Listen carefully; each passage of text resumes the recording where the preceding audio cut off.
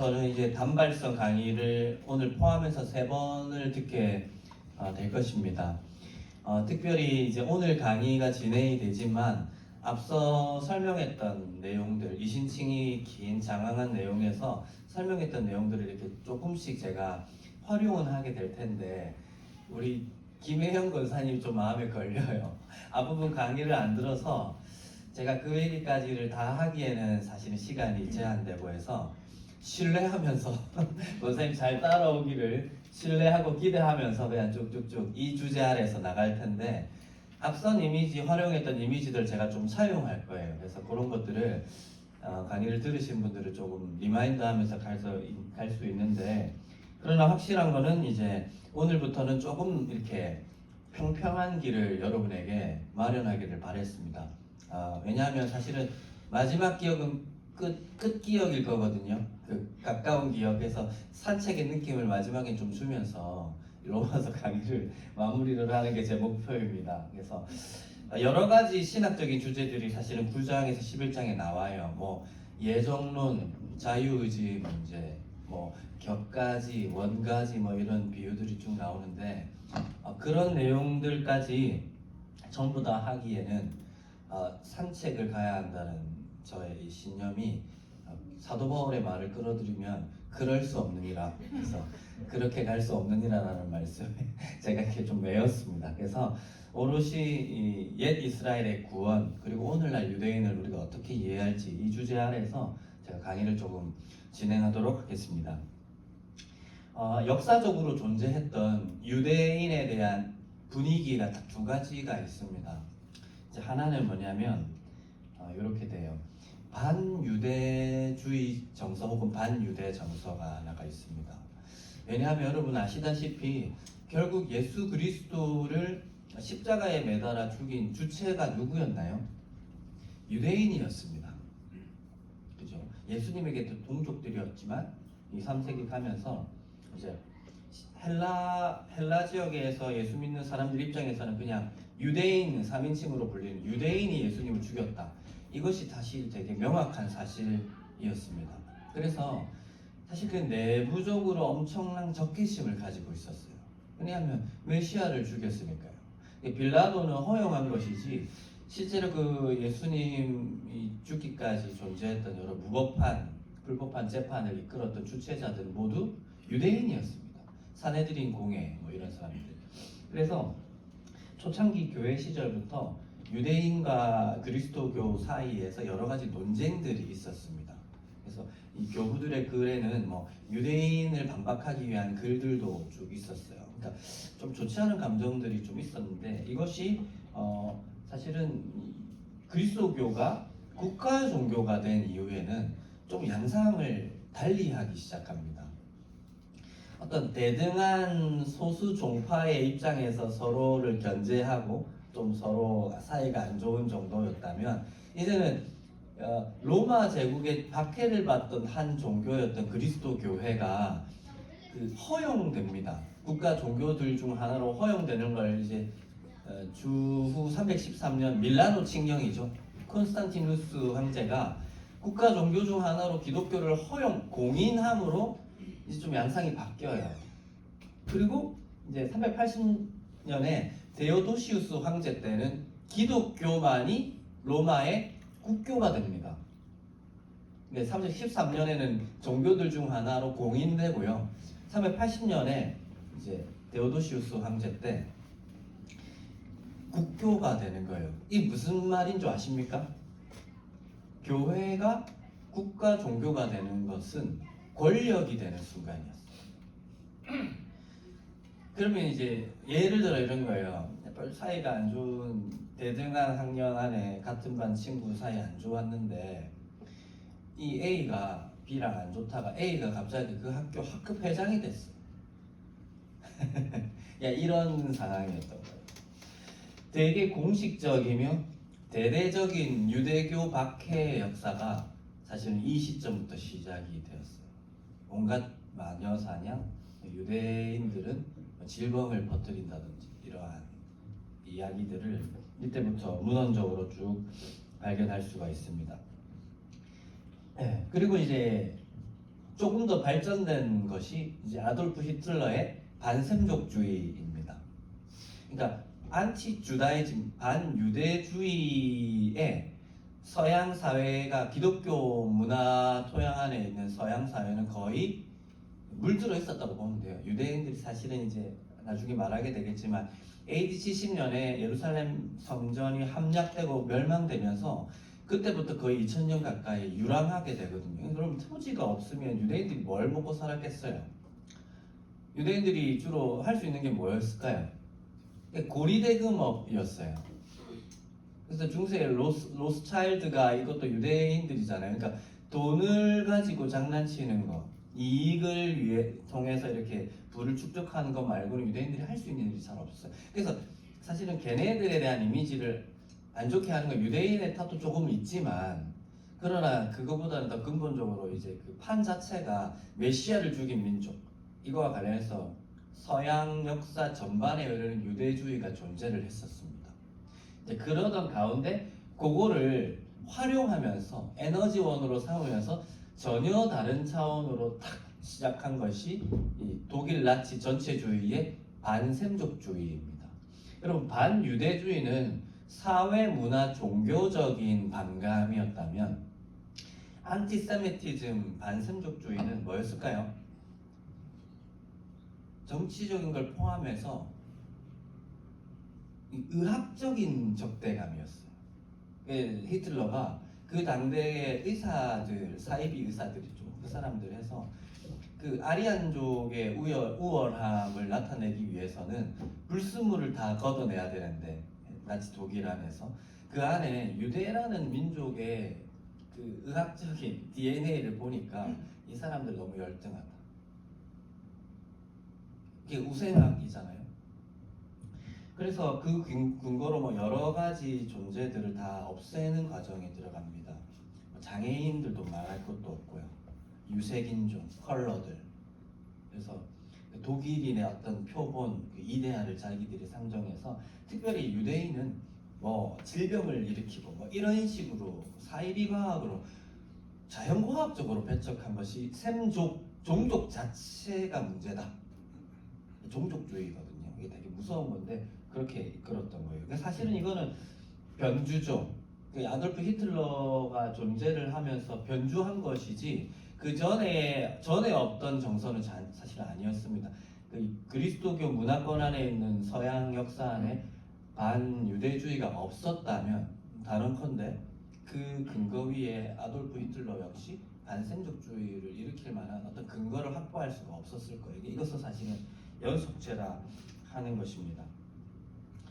사실 뭐 여러분 다 아시다시피 그 여기에 대한 하나의 그 이제 반발 심리로 독일이 이제 패전하고 2차 대전이 끝나고 나서 이제 많은 반성들이 일어나게 되죠. 이제 그 반성들의 일환으로 조금은 제가 부정적으로 묘사할 무비판적인 친유대 정서까지도 오늘 현대에 이르러서 고스란히 이식되었습니다.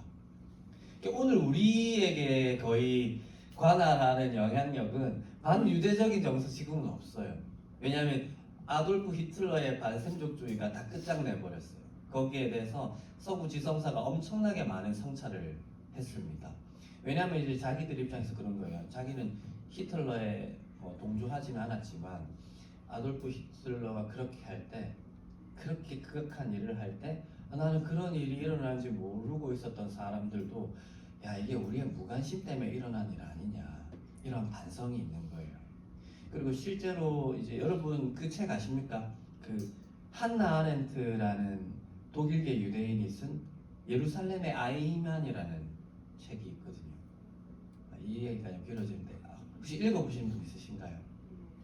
없습니까? 안 읽어도 될 것 같아요. 너무 지금 읽지 마세요. 제가 요약을 해드릴게요. 그 하이데거의 내연녀이기도 했던 엄청 유명한 여자 정치 철학자인데, 이 사람이 이제 유대인으로서 전쟁이 끝나 2차 대전이 끝나고 나서 이제 막 전범 재판이 일어났습니다. 근데 이제 어떤 한 사람의 사건으로 이루어진 이 그 법정에서 그 재판 과정을 전체를 이제 뉴요커의 그 취재 기자 신분으로 그 예루살렘에 가서 유대 법정에서 있는 아돌프 그 아이히만이라는 사람의 재판 과정을 쭉 본 결과지를 이제 책으로 낸 건데, 아이히만이라는 사람이 이제 막 도망다니다가 2차 대전 끝나고 아르헨티나에서 이제 유대 첩보기관인 모사드에 의해서 붙잡힙니다.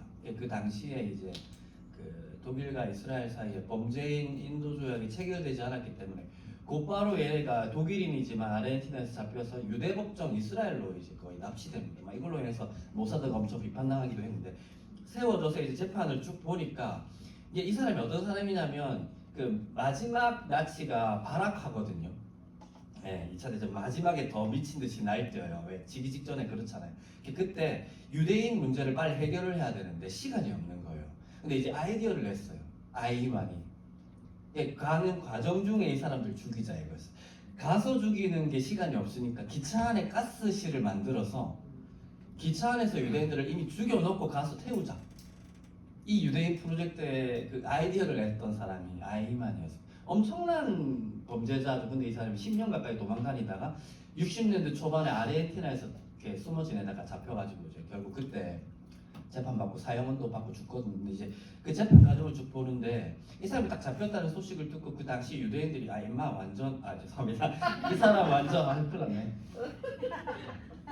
완전 악마일 거다. 진짜 사이코패스 악마일 거다라고 생각했는데 그냥 너무 평범한 사람인 거죠. 그냥 정말 친절한 아빠였고 되게 성실한 공직자였어요. 단 뭐가 없었냐면 자기가 지금 무슨 일을 하는지에 대한 도덕적 성찰이 없는 충성된 사람이었던 거죠. 무관심한 거죠. 특별히 이제 공감 능력, 타인의 능력에서 슬픔을 읽어낼 수 있는 공감 능력이 없는 엄청 성실한 개인, 평범함. 그래서 이제 그 한나 아렌트가 그거를 쭉 보면서 결론을 내린 게 악은 엄청난 악이 아니라 평범한 것이다. 그 banality of evil이라는 개념. banality가 평범한 혹은 비루함입니다. 지루하고 비루한 것. 우리 일상 가운데 언제나 있는 것. 그런 것들이 악이다.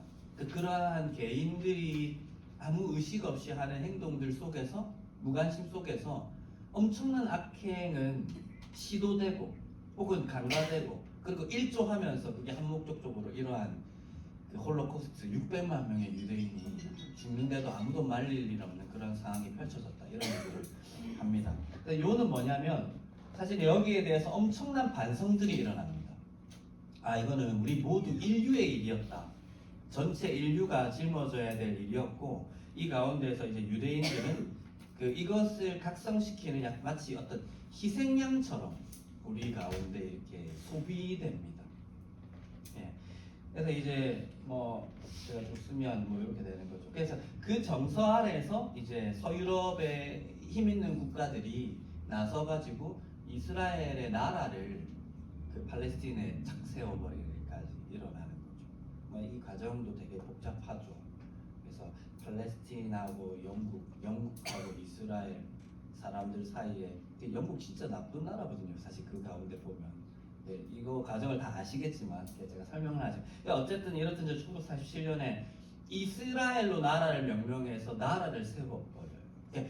이것이 서유럽의 강대국들의 원조와 도움을 통해서 일어났다 하는 것은 그 사이에 엄청난 자기 반성이 있었다는 것이고, 사실은 모든 학문적인 풍토까지도 사실 다 바뀌어버립니다.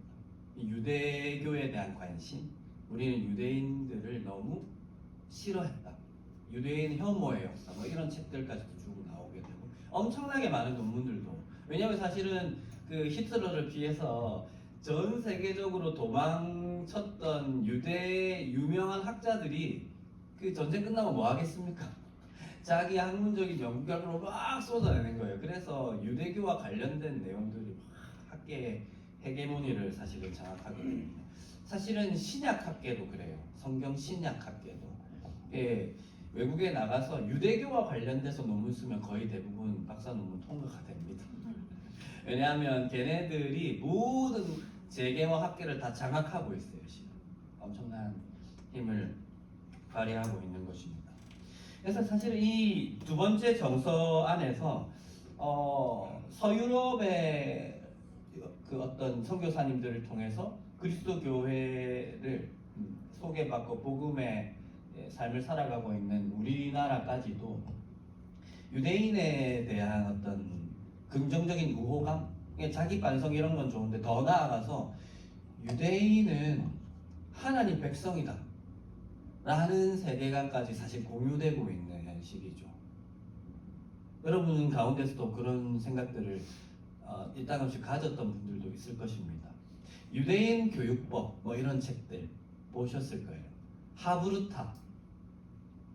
여러분 하브루타는 교육 방법론적으로만 접근해야 되지 하나님의 언약 백성은 오늘날에도 무조건 하브루타로 교육해야 돼. 이건 사실은 제가 강의를 통해서 근거가 없다. 그렇게 주장할 근거가 없다라고 얘기할 내용입니다.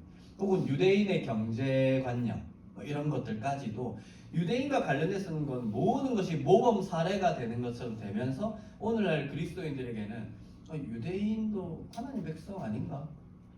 선민이라는 개념을 아직도 그들이 우리 입 끝에서도 선점하고 있는 것이죠. 우리는 그럼 뭐예요? 걔네들 예수 안 믿는데 아직도 선민이면 우리는 뭐냐는 겁니다. 교회는. 그래서 사실은 이 역사 근현대사 가운데 있는 반유대적인 정서, 정말 뼈아픈 아돌프 히틀러의 홀로코스트, 또 그로 인하여서 자기 반성, 전 세계적인 자아 성찰의 시간, 그 가운데서 쭉쭉쭉 유대인이라면 이제는 건들지 말아야 될 주제가 되어버린 현실, 그 가운데 이제 서유럽의 강대국에 의해서 복음을 받아들이는 우리는 당연히 유대인은 선민, 우리 편, 우리가 답습해야 될 아름다움을 많이 가지고 있는 동등한 하나님의 백성, 이런 오해를 우리가 가질 수가 있습니다. 그래서 제가 이 주제를 채택했어요. 이 주제를 채택했고 뭐 이상한 주장들도 많아요. 다시 복음이 한 바퀴 돌아서 그 팔레스틴으로 가면 예수님이 오신다. 뭐 복음의 서진을 주장하는 이상한 인터콥의 주장들도 있습니다. 신학적으로 제가 단언컨대 말도 안 되는 주장입니다. 제가 낱낱이 난도질할 수 있으나 그걸 하지 않겠습니다. 시간 낭비니까. 근데 말씀드립니다. 행여 그러한 주장의 매력을 느낀다면 개인적으로 저를 좀 찾아오십시오. 그거 아닙니다. 그건 우리가 받을 수 없네요. 오늘 그게 왜 아닌지를 조금 일부의 내용을 통해서 제가 조금 증명을 해드리려고 하는 것입니다. 이제 그리스도인 안에서조차 뭐 이런 주장들이 있다. 그래서 분명히 이제 근거 없는 혐오와 적대감은 반성해야 되겠지만 그렇다고 그들을 선민으로 보거나 그들을 우리와 동일한 하나님 백성으로 보는 것은 사실 우리가 조금 새롭게 정리해야 될 내용이고 비판해야 될 내용이라는 것입니다. 두 가지식으로 좀 말씀드리면 오늘날 유대인은 하나님의 백성인가에 대한 답을 한번 정해봐야 될 것이에요. 답이 뭘까요, 여러분? 하나님의 백성입니까, 유대인? 왜 말을 못해요? 예전에 드라마 그런 왜 말을 못해? 이 여자가 내 여자다. 죄송합니다. 뭐였지? 무슨 로마의 여인 뭐 있었잖아요. 아파리아. 로마의 휴일이죠. 죄송합니다. 아닙니다. 그럼 하나님 백성 누구예요? 그러면 저희입니다. 저희. 우리라고요. 우리 말고는 하나님 백성 없다고요. 유대인 중에도 예수 믿어야 하나님 백성인 거죠. 그러니까요. 근데 그냥 유대인, 유대인은 그냥 유대인은 하나님 백성입니까? 아니에요. 지금 깨달으면 지금 되게 절망되는데 이때까지 그렇게 알고 계셨던 거예요. 유대인 하나님 백성입니까? 유대인 천국 가요? 네, 하나님 백성 아닙니다. 예수 그리스도를 오늘 방금 얘기했던 입 마음으로 믿어 입으로 시인해야 구원에 이릅니다.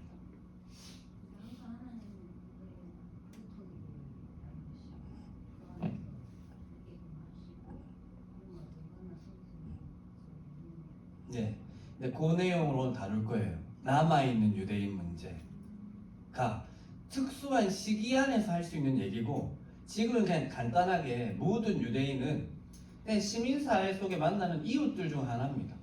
무슬림이든 유대인이든 다 똑같습니다.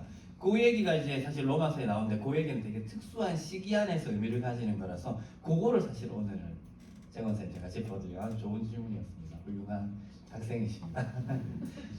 그러면 이제 제가 따라가야 될 제 안에서의 질문 강의를 위해서도 제가 좀 튀니까 어떤 이유에서 아닌가라는 질문이 대두될 수 있겠고요. 그리고 어떤 과정 끝에 그들은 더 이상 하나님 언약 백성이 아닌 자들이 되었나. 이거는 역사적인 상황들을 추적해야 좀 정리할 수 있는 내용들이겠죠. 특정 시점까지 하나님 백성 맞았잖아요. 근데 지금 아닌 게 됐으니까 어떤 이유에서 아닌가? 그 이유는 어떤 과정을 통해 드러났는가? 뭐 이렇게 정리를 할 수 있겠습니다. 한번 들어가 볼게요. 이제 준비되셨죠? 예, 어떤 이유에서 아닌가? 간단하게 말할게요. 그들이 예수님을 메시아로 받아들이지 않았기 때문입니다. 지금도 그렇지만 과거에 받아들이지 않은 걸 넘어 그들이 예수님을 완전 배척했기 때문이에요.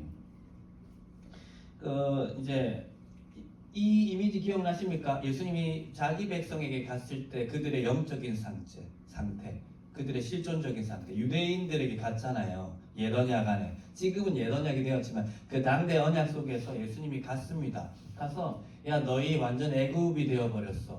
포로기가 계속 지속되고 있어. 여기가 아니야. 나를 따라와. 하고 주님이 그들을 부르셨습니다. 회개하라고도 하셨습니다. 그런데 그들이 어떻게 했나요? 받아들이지 않았어요. 회방했습니다.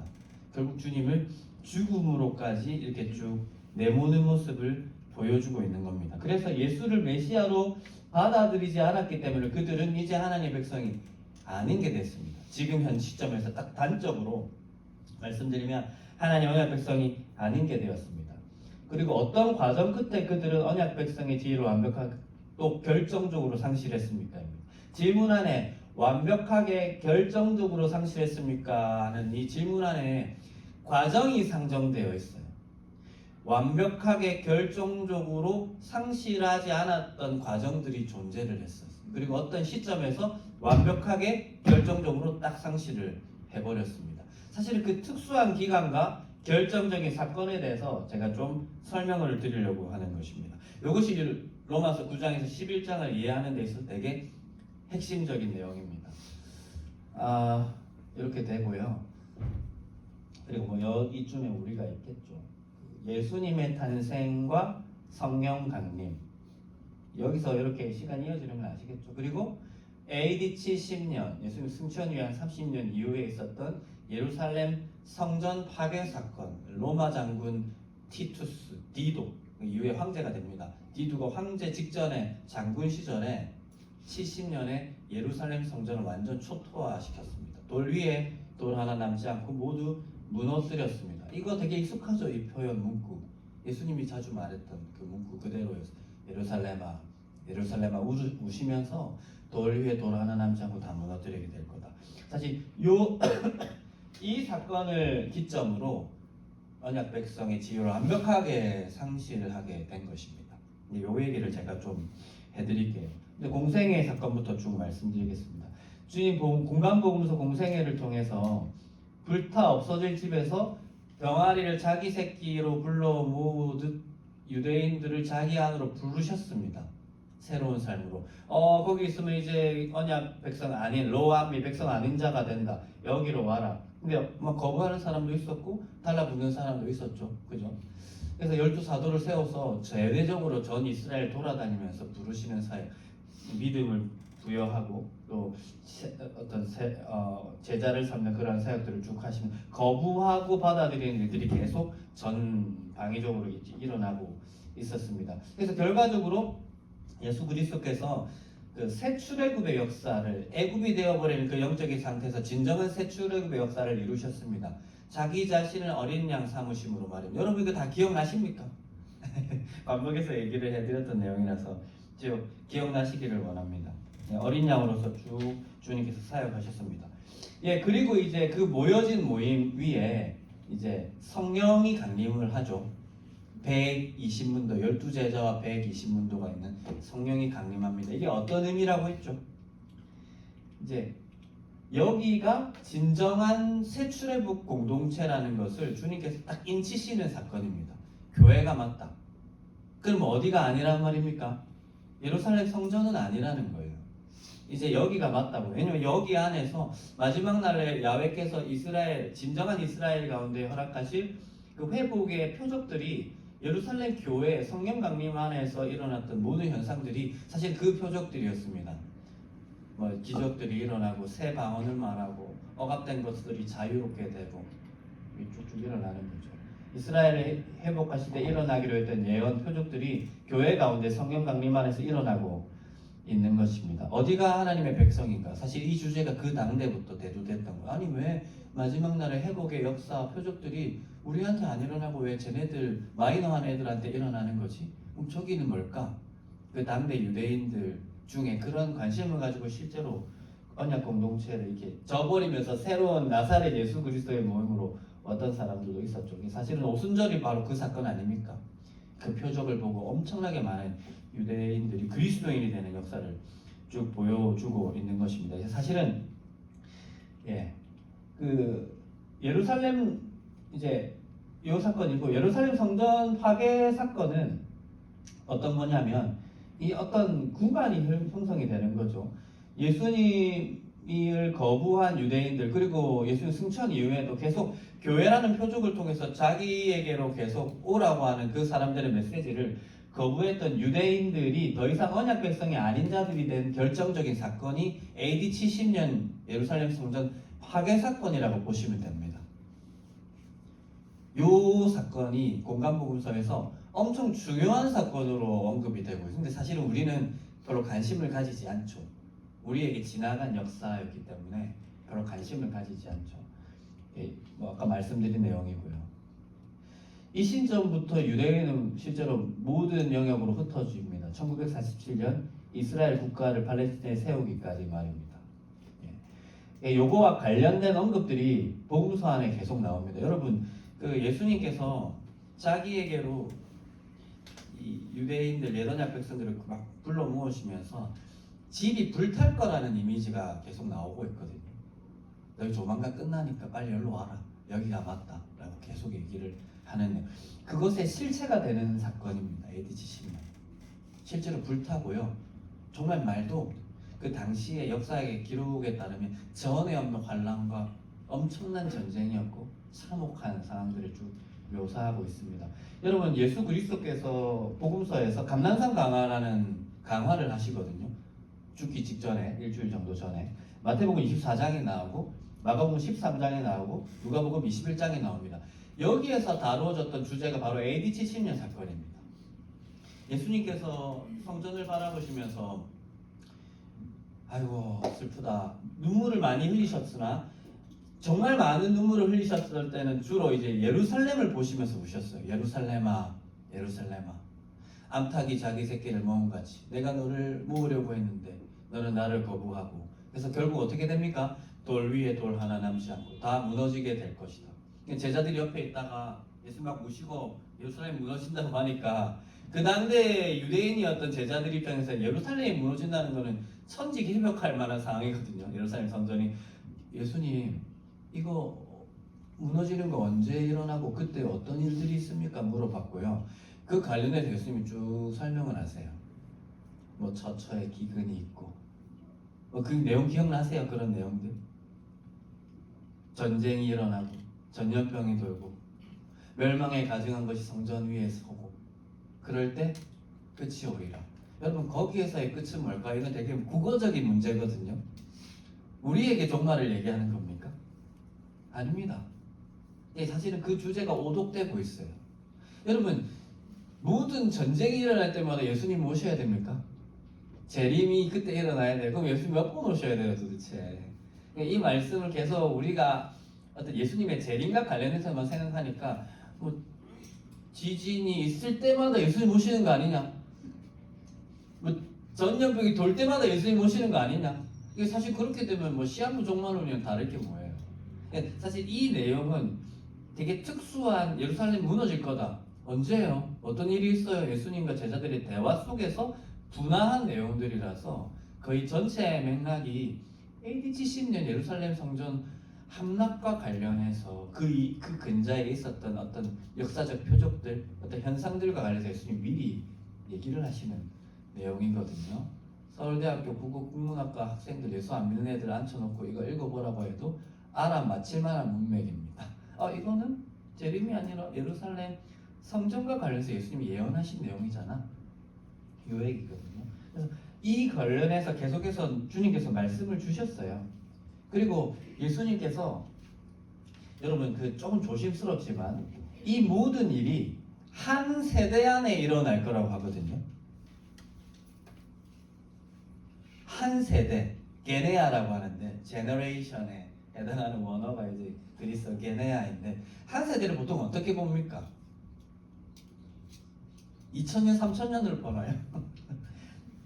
네, 이게 재림이 아니라 한 세대 안에 이 모든 일이 일어날 거라고 감람산 강화에서 이 모든 역사가 끝내 무너지는 역사가 그러면 한 3, 40년 아닐까요? 한 세대면 실제로 맞았습니다. 한 세대를 자녀 출생까지 한 세대로 보거든요. 출산하기까지 한 25년, 30년을 긋습니다. 한 세대를. 예수님이 승천하시니 한 30년, 25년 이후에 실제로 일어날 일이었어요. 되게 문자적입니다. 예언이. 이거는 AD 70년 예루살렘 성전 함락 사건이 될 수밖에 없는 거예요. 그리고 계시록의 어떤 주제 역시 계시록의 어떤 주제 역시 AD 70년 사건을 예고하는 내용이 담겨져 있어요. 계시록의 이른 연대가 64년, 66년 어간이거든요. 그러니까 계시록에 큰 성 바벨론이 멸망하고 무너지고 새 예루살렘이 있을 것이다. 뭐 이런 유비가 계속 나오는 이유가 그 당대까지 예수님을 믿는 사람들을 적대하고 핍박했던 주체자들이 회당과 예루살렘 성전이었습니다. 자기들의 언약 백성의 지위를 누리고 있다고 생각했기 때문에. 그래서 예수 그리스도께서 다시 오시는 이 주제 역시 어떤 역사적인 사건과 관련해서 주님이 예고하시는 내용들도 들어있어요. 물론 우리 입장에서 재림도 나오지만 그래서 사실 그 내용 안에 이런 얘기를 예수님이 얘기하세요. 나를 찌른 자도 볼 것이다. 이런 내용을 예수님이 말씀하십니다. 이거는 상징이 아니라 실제였거든요. 예수 그리스도를 찌르고 핍박하고 대항했던 그 죽음의 주동자들 역시 주님이 자기의 예언의 말 감람산 강화를 통해서 하셨던 그 말씀대로 역사 가운데 그들이 백성 아닌 자로 심판당하는 것을 심판을 수행하실 때 그 봤던 자들도 주님이 이 역사를 이루실 것을 보게 될 것이라는 내용을 충분히 쓰고 계시더라 하는 거예요. 결론적으로 AD 70년 사건 우리가 너무 생소하지만 역사적으로도 존재했고 공간보고서 안에서도 계속 예고되고 있던 예루살렘 성전이 파괴되는 이 사건은 어떤 신학적인 함의를 가지냐면 그 당시까지 하나님의 백성의 지위를 그래도 유예받아서 누리고 있었던 사람들이 이제는 완전히 결정적으로 백성이 아닌 자들로 공인된 사건입니다. 더 이상 언약 백성 너희 아니다 라고 주님께서 이제 말씀하시는 내용인 거죠. 그러면 70년 이전까지 예수님이 오시고부터 해도 되고요. 성령 강림, 교회의 역사, 사도행전 초반부터 AD 70년 직전까지의 사건이 AD 70년 사건이 직전까지의 이 시간을 어떻게 부르냐면 신학적으로 언약 심판의 유예 기간이라고 부릅니다. 야훼께서 자기 백성 구약에서 자기 백성과 함께 하겠다 이름 두신 예루살렘 성전이 아직 서 있는 상태에서 그 사람들을 다시 새로운 집으로 초대하시기 위해서 마지막 기회를 상정하신 그 기간입니다. 모든 사도들의 행적은 이 기간 안에 있습니다. 사도 바울의 사역까지도 말입니다. 이 기간 안에서 수행되는 그 무엇입니다. 그 어떤 것도 다 여기에 포섭됩니다. 이 기간 안에 뭔가를 해야 한다. 요거가 오면 진짜 끝나는 거니까 이 안에 뭔가 승부수를 봐야 한다. 라는 사고 체계를 9장에서 11장 읽으면서 여러분 좀 읽으셔야 했어요. 사도 바울이.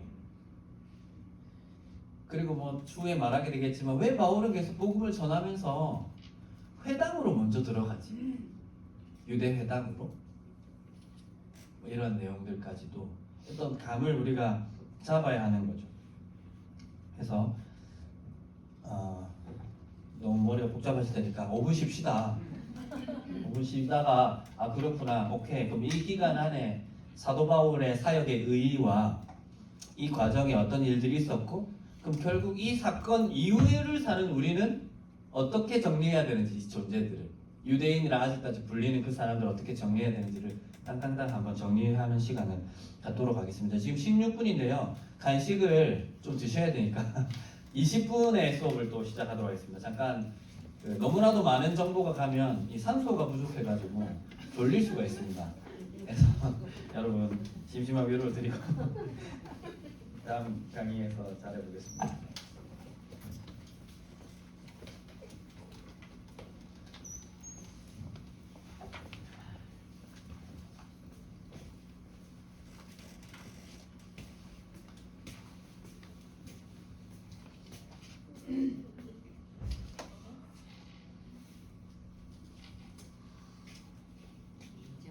지난 주지 않죠.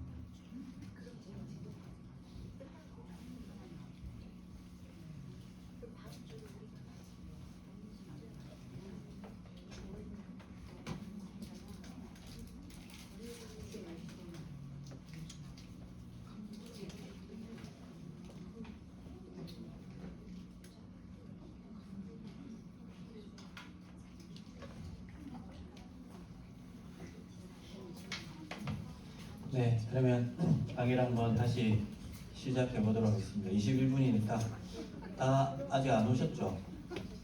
한번 네, 조금 더 기다리겠습니다.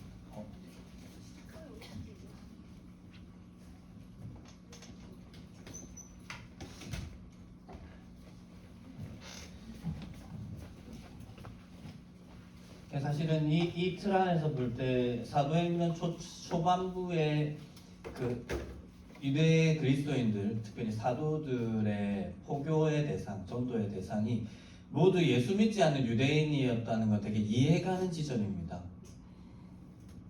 그래서 그 교회의 역할, 초창기 사도들의 교회의 역할은 사실 그것이었어요.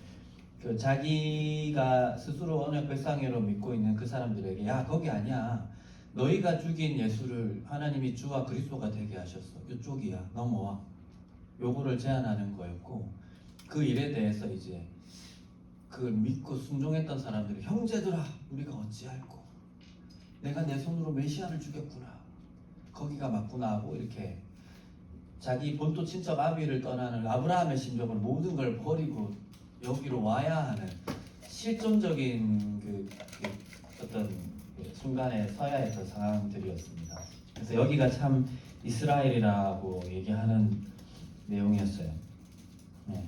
그리고 그 여러분 익숙하시겠지만 예루살렘과 온 유대와 사마리아와 땅 끝까지 이르러 내 증인이래라, 이 내용도 두 가지 차원으로 이해할 수가 있습니다.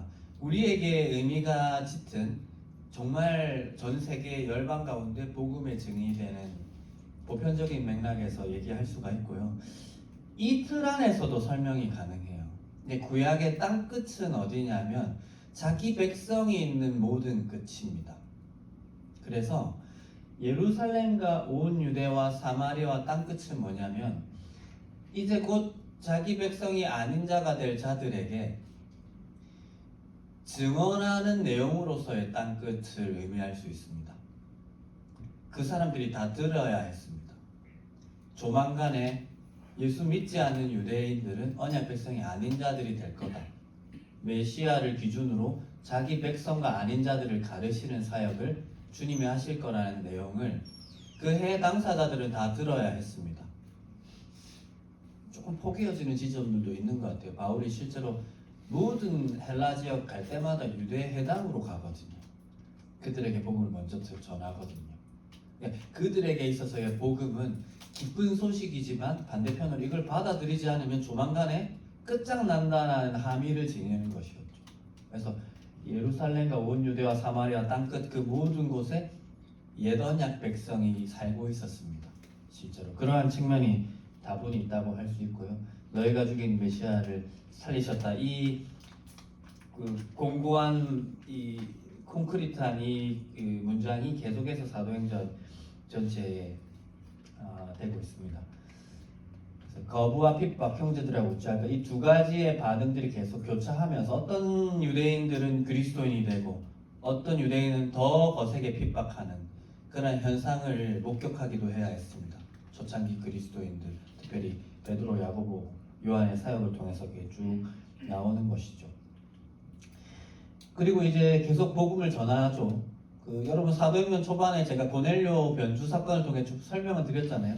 스데반의 순교, 스데반 누구를 통해서 죽습니까? 유대인을 통해서 죽죠. 유대인에게 선교하다가 순교 후 예루살렘에서 온 유대 사마리아로 복음을 전하다가 발생한 한 가지 변주가 있었죠. 안디옥에서 있었던 일도 그렇고 고넬료 사건을 통해서 직접적으로 드러난 사건, 회당 주변에 있던 예수를 안 믿는 그런 유대인도 못 되던 하나님을 경외하는 이방인들이 예수 믿는 사람들에 의해서 할례가 없음에도 언약 백성의 지위를 막 누리게 되는 일들이 일어나게 됩니다. 여러분 기억 다 하시죠? 여기 처음 강의하는 거 되게 외롭지? 외롭네요. 제 아내가 저랑 있으면 계속 외롭다더라고요. 같이 있어도 계속 제가 책만 보고 아무 말도 안 하니까. 그래서 어쩐 날은 신혼 때 그 연애할 때는 되게 재밌는 남자인 줄 알고 결혼했는데 결혼하고 계속 신문하고 책만 보니까 제가 퇴근하고 왔더니 책을 다 거꾸로 꼽아놨더라고요. 제가 방금 외로웠습니다. 여러분 다 기억나시죠? 지금 새로운 멤버들 아니죠? 내년 학기 아니죠 지금? 예. 근데 이제 해당 주변에 있던 하나님을 경외하는 이방인들이 막 입교하는 일들이 일어나게 되는 거죠. 예수를 믿는 믿음으로 이제는 외인들을 언약 밖에 있는 사람들을 받아들이시는, 실제로 이제 유대 그리스도인들도 믿음을 통해서 유대 그리스도인이 된 것처럼 이방인들도 이제 할례와 율법의 행위, 이제 질문하셨던 그 율법의 행위들을 통해서가 아니라 오직 믿음을 통해서, 너무 간편하게 오늘 질문했던 내용 중에 나와 있는 것도 마음에 믿어 입으로 시인하는 그 믿음의 고백만 있으면 누구든지 받아들이겠다는 새로운 경륜의 때를 주님이 허락하시는 내용입니다. 그래서 폭발적으로 이방인들이 유대 회당이 아니라 예루살렘 성전이 아니라 이제 어디로 몰려들기 시작했다고요? 언약 공동체, 진짜 언약 공동체, 예수 그리스도의 모임으로 막 몰려드는 일들을 보게 된 겁니다. 이건 마지막 날에 일어나기로 했던 이방인들이 회복될 시온 야곱의 성전으로 오르게 될 거라는 그 내용과 정확하게 일치하게 되는 현상이 일어나게 된 것입니다. 어디가 회복된 다윗의 장막인가? 라는 주제가 쭉 또 대두되고 있는 것이죠. 이 지점에서 자기 눈앞에 일어나는 이 현상을 보고, 어떤 현상입니까? 정리하면 저쪽 바울 입장에서는 자기가 이전에 하나님의 언약 백성의 기업이라고 믿었던 예루살렘 성전과 유대 회당에는 파리가 뷔 날리고 있는데, 자기가 그리스도인이 되고 사도로 있는 이 자기 입장에서 새 언약 공동체에 엄청나게 많은 누가요? 이방인들이 몰려들고 있는 이 현상을 보면서, 특별히 AD 70년 직전의 상황에서 보면서 바울은 하나님의 지혜를 깨닫고 있는 거죠. 아, 이거 이런 생각이 들지 않았겠어요? 그러면 이게 지금 순간에 다 끝장난 건가? 쟤네들 하나님 완전 다 버리신 건가?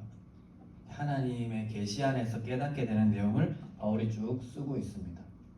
그러나 내가 말하노니 이스라엘이 알지 못하였느냐?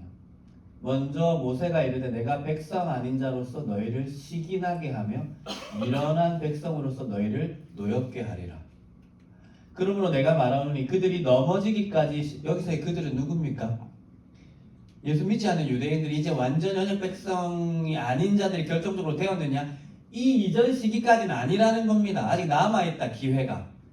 예. 그럴 수 없느니라. 그들이 넘어짐으로, 그들이 계속 복음을 거부함으로, 예수 그리스도 교회에 대해서 대항함으로써 그 구원이 이방인에게 이르러, 이방인들이 전부 다 이제 유대 회당이 아니라 예루살렘 성전이 아니라 교회로 몰려드는 걸 통해서 시기나게 하겠다. 자기 백성 아닌 자를 백성 삼으시는 하나님의 역상을 보면서 애들이, 우리 아빠가 남해에서 이렇게 계속 안아주고 하면 이제 시기나고 배 아파할 거 아니에요. 그래서 그 일을 통해서 그들의 남은 자들을 구원하기를 원하시는 하나님의 지혜를 사도 바울이 깨닫게 되는 지점입니다. 요 시점 전까지였어요. 네. 그래서 여러분 아시겠지만 실제로 바울은 이 지혜를 깨닫고 그 의도를 가지고 사역을 합니다. 먼저 이 국외 지역 예루살렘 그 본토 밖에서 사역을 하는 바울의 모습을 보면 관례대로라는 표현을 쓰는데, 관례대로 회당에 들어갑니다. 회당에 들어가서 예수를 전합니다. 너희 거기 아니다, 여기로 와라, 이 얘기였겠죠. 근데 걔네들이 어떻게 할까요? 대부분의 영역에서 바울을 핍박하고 거부합니다. 그럼 어떻게 하는 줄 알아요? 상징적으로 티끌을 떨어내면 이제는 이방인에게로 가리라고 그들의 문전에서 이방인들에게 가버립니다. 회당 주변의 이방인들에게. 그리고 그들을 믿게 하고 복음을 받아들이는 일들을 모든 지역들마다 반복합니다. 왜일까요? 바로 이 하나님의 지혜를 의존해서 하나님께서 이 사역 땅끝까지 이르러 내 증인이 되리라. 사도 바울의 이 증인 사역을 통해서 남아있는 자기 동족의 얼마들이 돌아올 거라고 믿었습니다. 그 비전이 사실은 이제 로마서가 시작되는 부분에서 로마서 9장이 시작되는 부분에서 나오고 있는 거죠. 내가 끊어질지라도 그들의 돌아오는 것을 바라고 있다라고 말입니다. 이 구도에서 정확하게 해석이 되는 거죠. 그래서 사실 이 70년 전까지 사도들의 사역, 베드로는 자기 백성, 본 백성이었던 자들에게고 바울은 이방 지역에게로 악수해서 서로 동역하면서 헤어졌다고 하거든요. 예, 베드로는 계속 동족들에 대한 사역을 본토에서 했습니다. 그러나 바울은 국외 지역에서 이방인들을 위해서 끝까지 사역했느냐? 아닙니다. 이방인들을 위해서 사역함으로 자기 백성의 돌아오기를 원했습니다.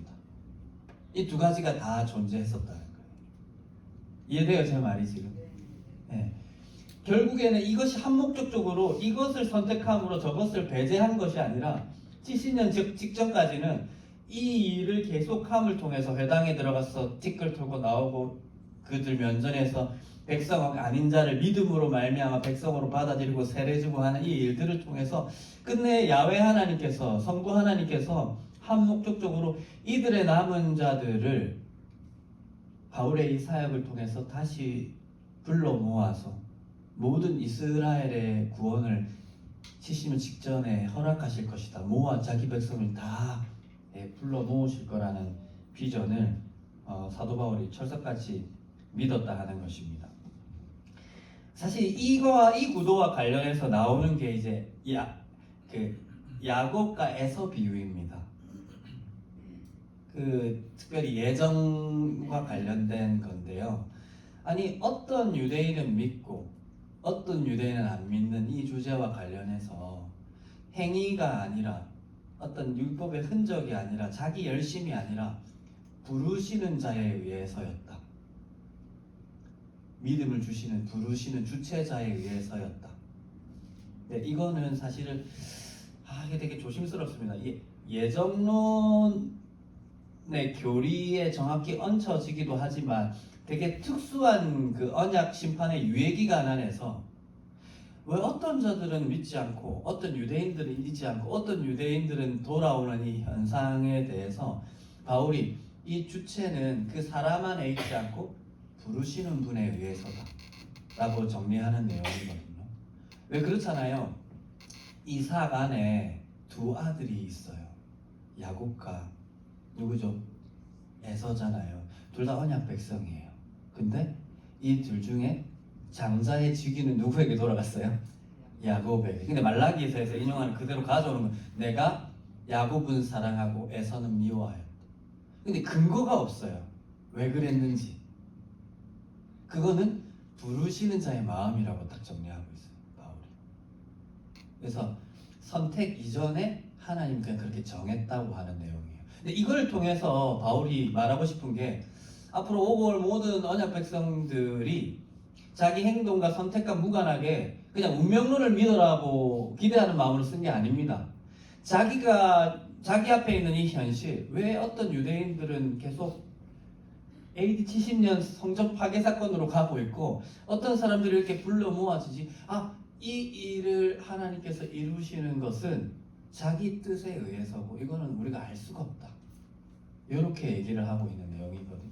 현실의 상황을 이해하기 위해서이지 미래의 운명론을 우리에게 지우기 위해 한 건 아닌데 이게 사실 무시간적으로 오독되고 있는 본문들 중 하나입니다.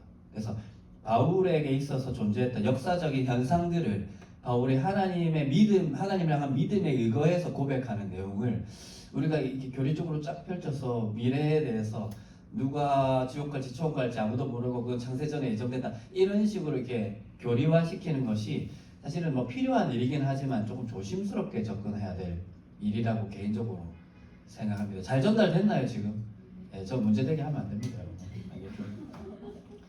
예. 그리고 이제 요거와 관련해서 만약 질문 있으시면 마치고 저하고 좀 더 얘기를 해요. 요 시점 관련해서 이때 기록된 책이 이제 히브리서라는 책입니다. 히브리서. 여러분 히브리서에 보면요 계속 무슨 얘기 나옵니까? 보다 우월한 케이스가 계속 나와요.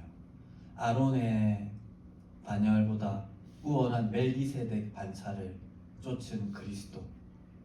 아론의 제사장들은 계속 반복해서 희생 제사를 드려야 했지만 단번에 자기를 들이심으로 이후의 모든 제사가 필요 없을 만큼 우리의 죄를 속죄하신 어린 양 대제사장 예수 그리스도. 이런 내용이 계속 나오는 이유는 뭐냐면 요 70년 예루살렘 성전 파괴 직전의 시점에서 어떤 운동이 그리스도교 안에서 발견이 됩니다. 뭐냐면 여러분 할례도 그렇잖아요. 예루살렘 교회가 땅땅땅 해결해가지고 이게 마지막 날에 할례가 아니라 믿음으로 받는다. 근데 습관을 주서 또 할례를 요구하잖아요. 이방인들한테. 마찬가지였습니다. 예루살렘 성전은 무너질 그림자, 끝장날 곳. 저기는 언약 백성의 모임이 아니고 우리가 맞다라고 철석같이 믿었는데 그 존재의 경향성 있잖아요. 경향성. 보이고 만져지는 성전 예배에 끌렸던 사람들이 있었던 거예요. 예수 믿은 이후에도. 그래서 다시 점점 거기로 돌아가려고 하는 움직임이 발견되었습니다. 그래서 누군지 모릅니다. 바울일 수도 있고 바나바일 수도 있는데 히브리 저자가 딱 막아 세우는 거예요. 야, 지금 우리 완전 최신 버전 소프트웨어 쓰고 있는데 왜 이전 버전으로 돌아가려고 그래? 저거 이제 폐기 처분될 건데 아니 답답해 죽겠네. 야, 우리가 훨씬 좋은 시대를 쟤네들이 바라보는 실체가 우리라니까. 우리가 언약 백성이고 우리가 실체라니까. 이 모임을 패하는 자들의 어떠함과 가지 말고 마지막 날에 더욱 모이자. 이 얘기를 계속하고 있는 거고요. 우리는 뒤로 물러가 침륜에 빠질 자들이 아니다라는 내용입니다. 그 뒤로 물러가는 뭘까요? 다시 이 성전 예배로 계속되려고 하는 사람. 야, 거기 가면 끝장나. 정말 큰일 날 수도 있어. 거기 가지 말고 여기가 실체니까 여기에 우월함, 여기에 유익을 지금 충만하게 향유해. 요 논조로 쓰고 있는 글이 히브리서입니다. 그리고 시간이 지났고 주 예수 그리스도의 말씀대로, 예언의 말씀대로 한 세대 안에 땅땅땅 언약 백성이 아닌 자로 확인되는 사건이 70년에 주어졌습니다. 이 전까지 충분한 기회를 주셨고 땅 끝에 있는 모든 옛 언약 백성들이 들을 수 있는 증언을 허락하셨습니다. 너희가 죽인 메시아를 하나님이 주와 그리스도가 되게 하셨다. 거기가 아니고 나와라, 어벤던십 하라. 배를 버리고 여기에 구조 보트에 타라고 했는데도 듣지 않은 사람들에 대해서는 로암미, 백성 아닌 자가 되어버렸습니다. 그 이후로 유일한 언약 백성의 지위를 누리는 공동체는 물리적인 실체로서 교회밖에 남지 않게 되었습니다. 물리적으로 이것이 완전히 깎아서 다 흩어져 버렸기 때문에 부각되는 교회의 역사를 우리는 역사 가운데 보고 있는 것입니다. 그러면 이 시점 이후에 살아가고 있는 우리가 특정 시점까지 언약 백성의 지위를 누렸던 유대인이라고 불렸던 사람들, 그리고 그분들을 자기 조상으로 여기는 오늘날 유대인들을 우리가 어떻게 이해해야 할 것인가? 언약 백성의 지위를 완벽하게 상실한 사람들로 여겨야 할 것입니다. 이제는. 그리고 그냥 존중하고 배려하며 어우러져 살아야 할 이웃 이상도 이하도 아닌 존재입니다. 그들의 교육법이 좋으면 취할 수도 있습니다. 그러나 그들의 교육법이 같은 언약 백성의 지혜를 나누는 차원으로 우리가 취한다면 그것은 아까 제가 설명했던 것처럼 말씀드리면 그리스도를 다시 하늘에서 끌어내리는 일이 될 것입니다. 다시 땅에서 그리스도를 모셔 올리는 일이 될 것입니다. 예수님이 다시 마치 태어나지 않은 것이냐 선언하는 일이 될 것입니다. 이렇게 신실하게 자기 백성을 돌이키기 위해서 한 30년 정도 사도들을 통해서 유대인들에게 그렇게 증언했던 이 모든 역사를 민망하게 만드는 일이 될 것입니다. 그리고 결론을 내리시고 끝장을 냈고 법정적으로 선언하신 그 하나님의 역사적 선언에 대해서 그것을 마치 무가치한 일로 여기는 일이 될 것입니다. 유대인은 그냥 유대인입니다. 우리의 이웃입니다. 이슬람과 같은 하나의 종교인들입니다. 우리랑 전혀 상관이 없습니다. 특정한 영역 안에 있는 경전을 공유하고 있지만 해석도 달라지고 믿음을 공유할 수 없는 그러한 이웃들 중 하나입니다. 유대인이라 해서 막 우러러볼 필요가 없고요. 그런 해석을 우리가 지향하는 것이 그리스도를 위한 일이라는 것입니다. 참고할 건 참고하시고요. 뭐 똑똑한 사람들 많잖아요. 뭐 노벨 평화상, 문학상, 뭐 수학상, 뭐 경제학상 이런 타는 사람 유대 출신이 많거든요. 똑똑한 거죠. 하나님이 복 주셔서 똑똑한 게 아닙니다. 그들이 유랑하면서 체득한 생존 수단일 수도 있었고요. 실제로 뭐 그들의 교육법에 효과가 있을 수도 있겠죠. 그러나 그것과 구원이 전혀 무관한 것이고, 그것과 언약 백성의 지위를 누리는 것, 그것과 그리스도 안에 있고 밖에 있는 건 전혀 무관한 일이라는 것을 다시 한번 말씀드리는 바입니다. 네, 오늘 강의 이렇게까지 하겠습니다. 감사합니다. 박수 아닙니다. 이상한 느낌들이 박수 치시면 혹시 질문 있으신가요? 질문 없으시면 이렇게 마무리하겠습니다. 이제 다음 주는 로마서 13장 1에서 7절을 읽어오시면 되고요. 그 주제는 그리스도인이 세속 정부와 세속 권세에 대해서 어떤 입장을 취할 것인지. 이게 상당히 예민한 시기에 예민한 주제인데 제가 또 생존 능력이 굉장합니다. 요리조리 빠져나가면서 제가 할 말 다 하거든요. 그래서 뭐야? 저 사람 입장은 뭐야? 이게 전혀 안 들키게 제가 말할 자신이 있거든요. 그래서 원리적인 내용들 안에서만 할 거니까 너무 부담 가지실 필요 없이 이거와 관련돼서 우리 신앙 고백서와 또 로마서 13장 1에서 7절 내용을 좀 주회를 해드리겠습니다. 질문 없으시면 제가 잠깐 기도하고 마치도록 하겠습니다. 사랑해 주님 감사합니다. 우리가 성경을 읽고 이해하면서 긴 호흡으로 이 말씀들을 따라가면서 또 역사적인 문맥을 존중하면서 정리해야 될 우리가 행한 현실적인 오류들이 있음을 고백합니다. 하나님, 언약 백성, 하나님의 백성은 우리입니다. 교회입니다. 교회 밖에 있는 광장에 있는 모든 존재들은 그가 유대인이라 분리를 할지라도 그저 우리가 동행해야 될 이웃이지 그 사람들 중에 언약 백성이 없습니다. 그릇된 해석 또 우리의 마음을 혼미케 하는 모든 주장들에 우리가 온건한 말씀을 해석함으로 대항하게 하시고 우리가 누리는 이 복이 얼마나 큰지 이 세상 가운데 선전할 수 있게 하여 주시옵소서. 진리가 우리를 자유롭게 한다 하였습니다.